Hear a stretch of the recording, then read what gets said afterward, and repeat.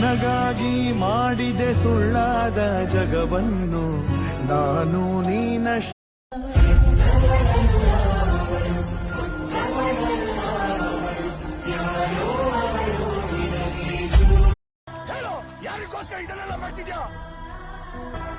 ನಮ್ಮಮ್ಮ ಗಗನನಿ ಭುವನನಿ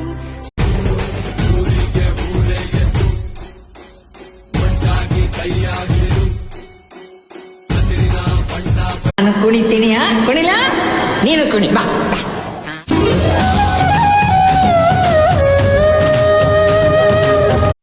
என்ன பெத்த அம்மா, நான் ஒரு தாலாட்டு பாடுறேன், அதை கேட்டுட்டு அப்படியே தூங்குறியா?